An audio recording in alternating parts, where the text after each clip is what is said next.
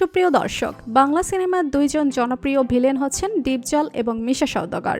Cinema জগতে তারা সবসময় নায়ক নায়িকাদের দৌড়ের উপরে রাখেন, তবে তারা দুজন সবসময় চলচ্চিত্রের নেগেটিভ চরিত্রে অভিনয় করলেও প্রায় সময় তাদেরকে পজিটিভ চরিত্রে অভিনয় করতে দেখা গিয়েছে।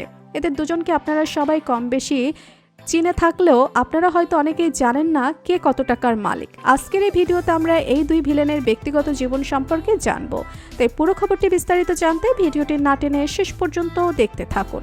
মনোয়ার হোসেন ডিপজল 2005 সাল থেকে 2022 সাল পর্যন্ত বাংলা চলচ্চিত্রে অভিনয় করার জন্য সর্বোচ্চ 25 লক্ষ টাকা নিয়েছিলেন। অপরদিকে মিশা সওদাগর 2005 সাল থেকে 2022 সাল পর্যন্ত বাংলা চলচ্চিত্রে অভিনয় করার জন্য 20 লক্ষ টাকা নিয়েছিলেন। মনোয়ার হোসেন ডিপজল সিনেমাতে অভিনয় করার পাশাপাশি ব্যবসা এবং রাজনীতি করে থাকেন। এছাড়াও ডিপজলের নিজস্ব পরিবহন এজেন্সি রয়েছে।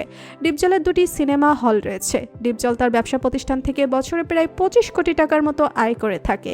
অন্যদিকে মিশা সওদাগর ডিপজলের মতো বিজনেসম্যান না হলেও তার ব্যবসা প্রতিষ্ঠান থেকে প্রত্যেক বছর 3 থেকে 5 কোটি টাকা আয় করে থাকে। ডিপজল বছরে সর্বোচ্চ 40 কোটি টাকার মতো আয় করেছে। অপরদিকে মিশা সওদাগর বছরে 15 কোটি টাকার মতো আয় করেছে।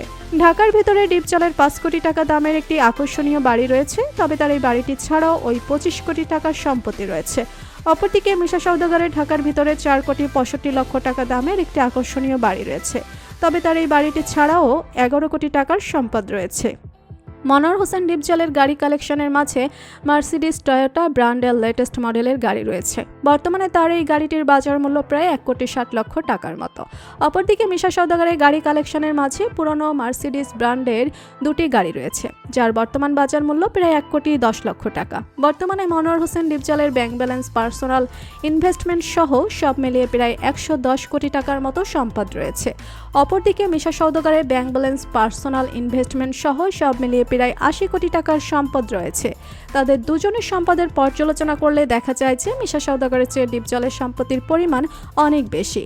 তো বন্ধুরা, বর্তমান সময়ে বাংলা চলচ্চিত্রের সব থেকে জনপ্রিয় দুজন ভিলেন মিশা সওদাগর এবং মনোয়ার হোসেন ডিপজলের মধ্যে কাকে আপনার সব থেকে বেশি ভালো লাগে জানিয়ে দিন কমেন্ট করে।